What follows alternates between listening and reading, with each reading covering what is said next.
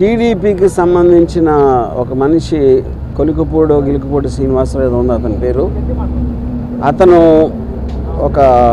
నన్ను చంపడానికి ఒక కాంట్రాక్ట్ ఇచ్చాడు లైవ్లో.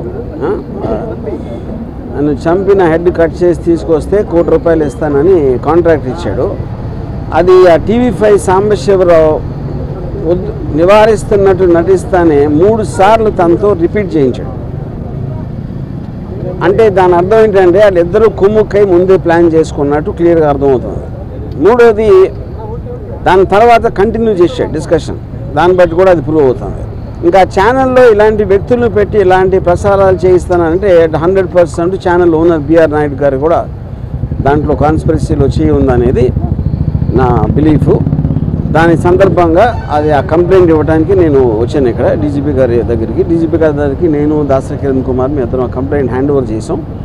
దానికి అప్రాప్రియేట్ యాక్షన్ వాళ్ళు దాంట్లో ఉన్న అన్ని పరిశీలించి వాళ్ళు తీసుకుంటారు. సో ఇది ఇక్కడ జరిగింది. బెదిరింపులు పట్టించుకుంది. ఇప్పుడు మీరు ఇప్పుడు ఆల్రెడీ తను సోషల్ మీడియాలో నేను చేస్తాను అంటే నేను చెయ్యి అన్నట్టు చెప్తున్నాడు. మీకు మర్డర్ చేయటం కన్నా వేరే వాళ్ళని ఇన్స్పైర్ చేస్తున్నారు మీరు. ఎందుకంటే ఇప్పుడు మీకు కిరాయి హంతకుల వీళ్ళ డబ్బులు ఇస్తే ఎవరు చేస్తారు? కిరాయి హంతకులు చేస్తారు. వాడిని చంపితే ఇంత డబ్బులు ఇస్తాను అని ఎంతమంది ఎక్కడెక్కడ ఎలా ఇన్స్పైర్ అవుతారో అని మనకు ఎట్లా తెలుస్తుంది? సో అలాంటిది మీరు టీవీలో చెప్పించడం కానీ చెప్పడానికి అవకాశం ఇవ్వటం అనేది మేజర్ క్రైమ్ అనేది మా ఉద్దేశం. అది కంప్లైంట్ దాని గురించి. అంటే ఇప్పుడు కూడా చాలా కాంట్రవర్సీలు వచ్చాయి. ఇప్పుడు కూడా కంప్లైంట్ రామ్ గోపాల్ వర్మ గారు ఇప్పుడు తొలిసారిగా కంప్లైంట్ అది ఎప్పుడు నన్ను చంపడానికి ఎవరు ఇవ్వలేదండి కాంట్రాక్టు. అది తొలిసారి ఇచ్చారు కాబట్టి నేను కూడా తొలిసారి కంప్లైంట్ ఇస్తున్నాను. ఇప్పుడు సినిమా రిలీజ్ అనేది అది ఇంకా కోర్టులో ఉంది. ఆ కోర్టులోది రేపు ఎల్లుండ తెలుస్తుంది. దాన్ని బట్టి ఉంటుంది. సబ్జుడీస్ కాబట్టి అది నేను చెప్పలేను.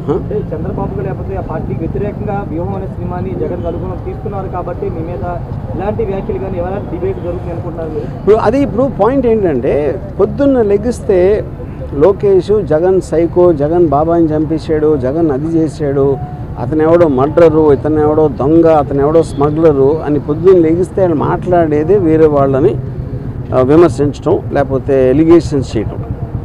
అలాంటిది వ్యూహం సినిమాలో ఏదో చూపించేస్తున్నానని వాళ్ళు ఊహించుకుని వాళ్ళు చేసేదే నేను చేస్తున్నానని చెప్పడానికి వాళ్ళకి అసలు ఏ విధంగా రైట్ ఉంది అనేది బిగ్గర్ క్వశ్చన్. అది వ్యూహం అనే సినిమా ఒక పొలిటికల్ కామెంట్, అది పొలిటికల్ ఒపీనియన్ నాది.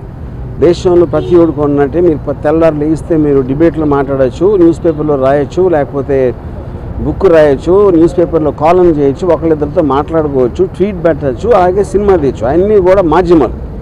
కంటెంట్ అనేది ఎక్స్ప్రెస్ చేయడానికి నాకే కాదు ఎవరికైనా రైట్ ఉంటుంది. అదే నేను చేస్తున్నాను.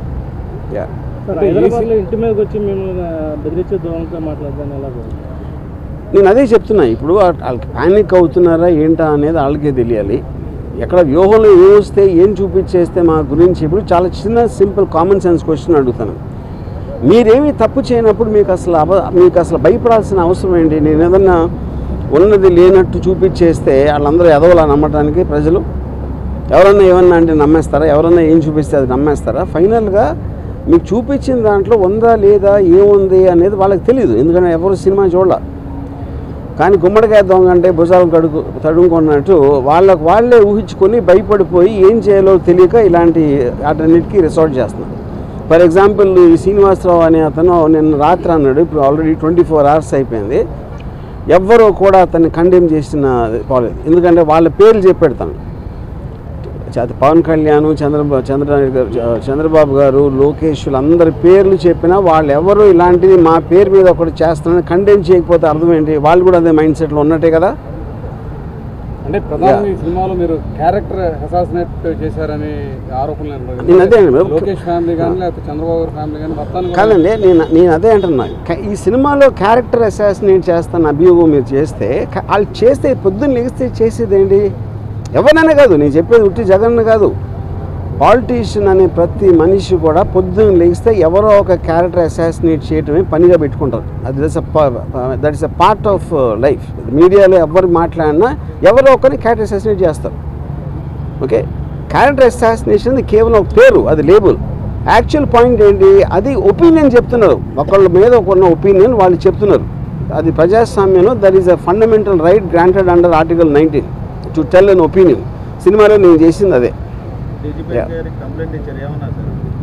ఆబ్వియస్లీ వాళ్ళ ప్రాసెస్ వాళ్ళ ప్రొసీజర్ ఉంటుంది, దాన్ని బట్టి వాళ్ళు దే విల్ టేక్ యాక్షన్. అంటే ఎవరెవరు ఇచ్చారు? నేను ఇచ్చింది మన Srinivasarao, Sambasivarao anchor, TV5 channel owner BR Naidu, ఈ ముగ్గురు మీద ఇచ్చింది. మరి ఈ సినిమాలు చాలా మంది కాంట్రవర్సీ ఉంటాయి, ఎప్పుడు లేని విధంగా ఈ సినిమాకి ఎక్కువ కాంట్రవర్సీ అవుతానికి కారణం ఏంటి? అది మీరు టీడీపీ వాళ్ళని అడగాలి.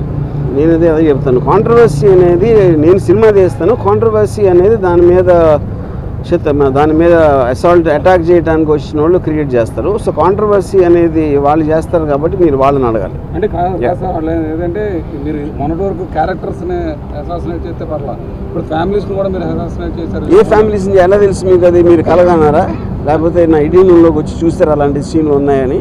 అంటే మీ ట్రైలర్లో కానీ వాటితో కానీ మొత్తం నేను అదే చెప్తున్నా. మీరు చెప్పండి, ఏ ఫ్యామిలీలో ఎవరిని అసాసినేట్ చేస్తారు చెప్పండి, ఒక ఎగ్జాంపుల్ చెప్పండి. అంటే వాళ్ళు చెప్తున్న నేను అదే అంటున్నాండి, వాళ్ళు చూసింది మీరు చూసింది ఒకటే కదా ట్రైలర్లో.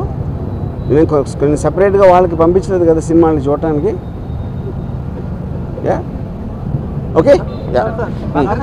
మీ రామోదోగ క్రియేషన్స్ మీద కూడా నారా లోకేష్ కంప్లైంట్ చేశారు, దాని మీద మీరు లీగల్ రేపు మార్నింగ్ హైకోర్టులో దాని మీద విచారం జరుగుతుంది. వెయిట్ అండ్ సీ, చూద్దాం. అనుకున్న టైం సినిమా రిలీజ్ అయితే అనుకుంటున్నారా? ఇప్పుడు అది నేను కోర్టు గురించి కామెంట్ చేసినట్టు ఉంటుంది. కోర్టు అనేది తేల్చకుండా నేను చెప్పలేను, అది పరిధిలో ఉంది కాబట్టి.